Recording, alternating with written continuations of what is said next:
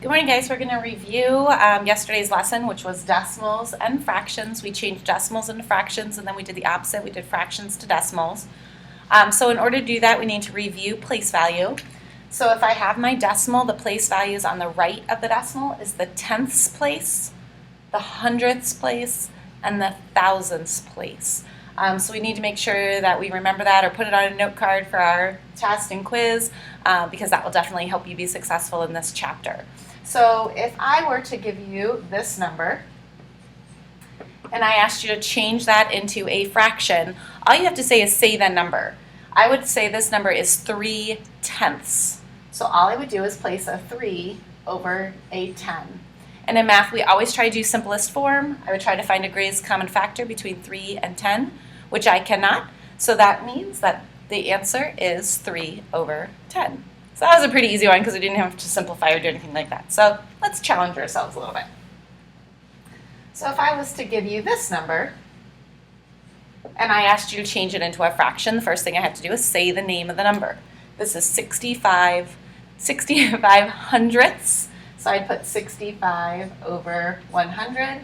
I know this is not in simplest form, so I'm going to go ahead and use the greatest common factor of 5, and I would get 13 over 20.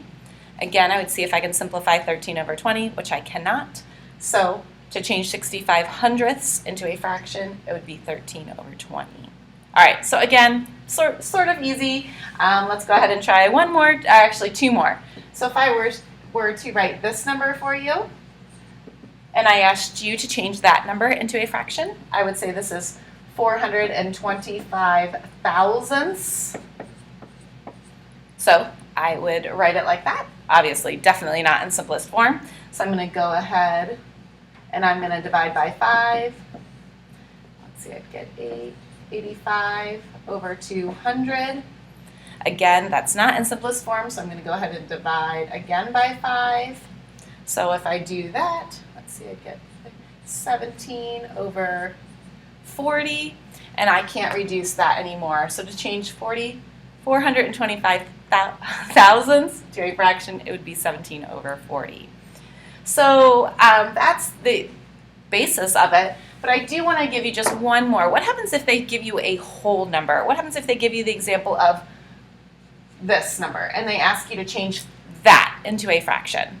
Well, since it has a whole number of 5, I'm just going to leave my 5 as a whole number. I'm not going to change that into a fraction. I'm just going to then look at the decimal piece. So I would say this is 9/10. So I would put the 9 over 10. Again, I would try to see if I can simplify, and in this case, I can't. So my answer is 5 9/10 as a fraction is 9 over 10. All right, so that's basically how you change decimals into fractions. So now we're going to do the opposite. We're going to change fractions into decimals. So if I give you the fraction of 19 over 25, and I ask you to change this into a decimal, I like to simplify first because my numbers are easier to divide. And in this case, unfortunately, I can't. So I'm just going to go ahead and divide. I'm going to put the denominator, the bottom number, on the outside. I'm going to put my numerator or the top number on the inside. Since we're dealing with decimals, I know it's not going to go in, so I'm going to have to go ahead and get my problem set up like this by adding a decimal and a 0 as a holding place. So I know that 25 goes into 197 times.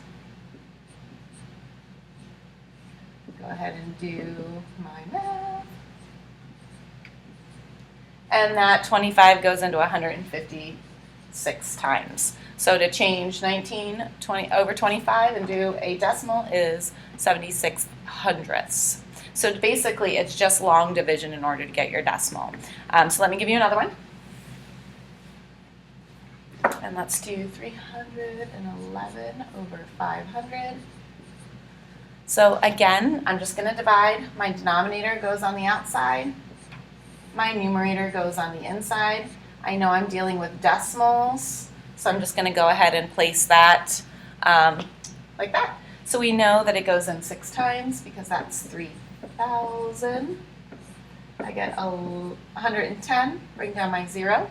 We know that goes in 2 times because that's 1,000. Again, bring down a 0, and again, it simply goes in like that. So fractions to decimal is simply long division. There is that one catch though. What happens if they give you a mixed number and ask you to change it into a decimal? So let's do our last example of 14 and 3/5. So how would I change a mixed number into a decimal? I'm going to do the same thing that I did when I changed decimals into fractions. I'm going to leave my whole number alone. 14, I know it's going to be a decimal, so I'm just going to add my decimal here. Now I just have to change 3/5 into a decimal by simply dividing.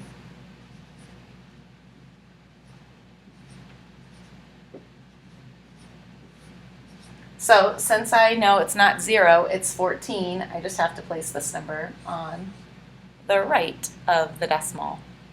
So decimals to fractions is knowing place value. Fractions to decimal is long division. So I hope that's helped you out, and I look forward to seeing you in class. Remember, ask me if you have any questions.